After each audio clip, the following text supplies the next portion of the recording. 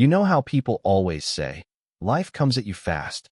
Well, I never really believed that until the day I almost lost my grip on a stupid clipboard in the middle of the Riverside Elementary gym. Of all places, on Father's Day, with the smell of fresh paint and 100 bouquets of flowers assaulting my nose, and every nerve in my body stretched so tight, I thought I'd snap. Yeah, that happened. Let me back up a sec. I was in charge, of course.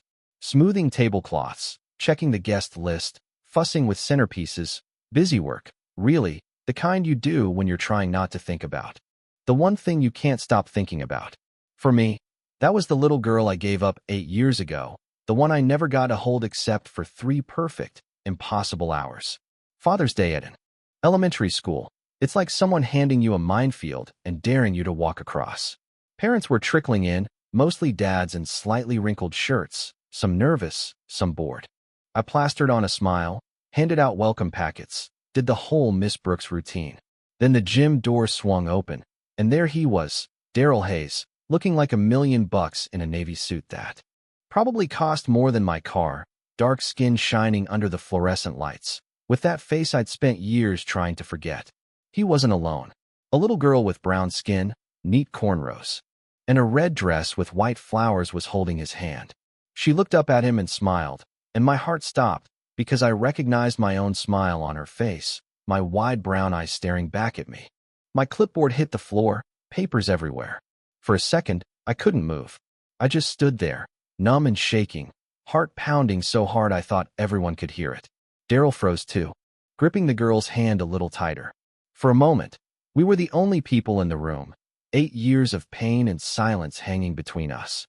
The little girl, Belle, as I learned, broke the spell. "Daddy, are you okay?" she asked, voice so sweet it hurt. I scrambled to pick up my papers, my hands shaking so bad I couldn't hold on to anything. Daryl came over, kneeling beside me in his fancy suit. "Let me help," he said, and suddenly, it was like nothing had changed and everything had changed all at once. We fumbled with the papers, our hands brushing, electricity shooting up my arm. He said my name like a prayer, "Simone," and I barely held it together. "I didn't know you were back," he whispered. "I never left," I said.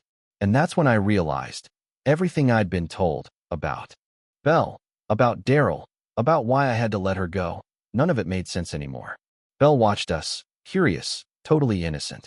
She introduced herself in that fearless way kids have. "I'm Belle Marie Hayes. That's my full name." When she smiled at me, my chest ached. She was healthy, confident, clearly adored by her dad, and I felt every missed moment like a punch. But she was right there, alive, thriving. For the first time since I'd signed those papers, I wondered if maybe I could be part of her life after all. But how do you even start to make sense of a story like ours? Let me tell you how we got here, because it's not the kind of tale you find in greeting cards. 9 years back, I was just scraping by, 2 jobs, community college classes, taking care of my mom after my dad bailed. The community center was my escape, teaching art to kids who needed a safe place as badly as I did. That's where I met Daryl. He was out of place in his designer jeans, but he jumped right in with the kids, and under the expensive clothes, I saw something real. One day, while we were washing paint off our hands, he asked if I wanted to grab coffee. I almost said no. Too busy, too tired, too scared, but something about him made me say yes. You know how love sneaks up on you? That was us. Coffee turned into dinner, then into midnight. Conversations, then into months of being inseparable. Daryl's family was loaded, with big plans for him that had nothing to do with me. I was determined to build something for myself, make my own way. We dreamed about a future together, small wedding, maybe a business of my own, a life built on love and hard work. But life doesn't care about your plans. It started unraveling when his family kept dodging every attempt to meet me. Then I found out I was pregnant, terrified, broke, 21 years old, but also, deep down, a little hopeful. I was sure Daryl would want to figure it out with me. But the day I planned to tell him, I was ambushed at a coffee shop by 2 people in suits. They told me Daryl was engaged, an arranged marriage, photos and all, and handed me a check to disappear. I didn't believe them, but they were relentless, cold, and I was too scared and alone to fight. I left without signing, heartbroken. Weeks later, they found me again. This time, they knew I was pregnant. They offered me a better life for my child, talked about private schools, doctors, the kind of future I'd never had. Said if I didn't cooperate, they'd fight me in court, and I'd lose anyway. My mom tried to help, but she was struggling herself. After days of soul-searching, I convinced myself I was being selfless, letting my daughter go so she could have a chance. So I signed the papers after 3 hours holding my baby. I left the hospital with a hole in my heart, barely surviving the weeks that followed. I dropped out of school, moved in with my mom, worked whatever jobs I could find, wrote letters to Belle I never sent, hired investigators with money I didn't have. But the trail was always cold, closed adoption, sealed files, nothing but dead ends. Eventually, I stopped searching. Or maybe I just learned how to live with the pain. Then one ordinary school event. 8 years later, there she was.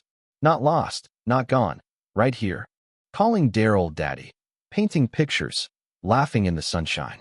Everything I believed was a lie. Turns out, Daryl never knew about the pregnancy. His family intercepted everything, calls, messages, even visits. When he found out about Belle at the hospital, he took her home, raised her himself. He'd been searching for me, too. His family told him I'd moved away, wanted nothing to do with him. 2 people, both lied to, both missing the child they made together. It took a long, emotional conversation for us to piece the story together. Anger, tears, disbelief. His parents had played us both, robbed us of years with our daughter. But the only thing that mattered now was Belle, her happiness, her future, her right to know both her parents. The weeks that followed were a blur. I started spending more time with Belle, dinners, park days, planning her birthday party, learning about her quirks and fears, seeing pieces of myself in everything she did. Daryl and I started to heal together, too. Awkward, hopeful, stumbling forward, but together. We agreed Belle deserved the truth, so we told her, hard as it was. She cried, asked if I'd leave again, and I promised her I wouldn't. She hugged me and called me Mom for the first time, and I swear, it felt like my heart had finally started beating again.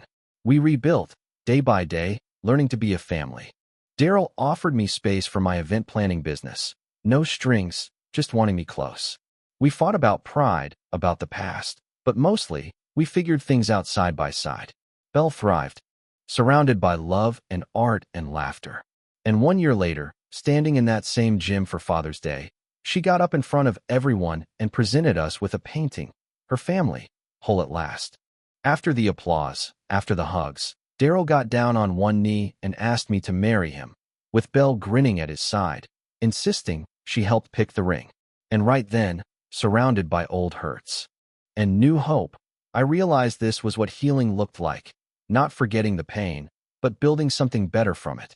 So, yeah, life comes at you fast, and sometimes it breaks you. But if you're lucky, if you hold on to hope, even just a shred, you find your way home again. And sometimes, home looks exactly like a second grader's painting, a little messy, kind of bright, and full of love. Tell me, have you ever lost something you thought you'd never find again, only to have it come back when you least expected? Drop your thoughts below, because sometimes the most powerful stories are the ones we share.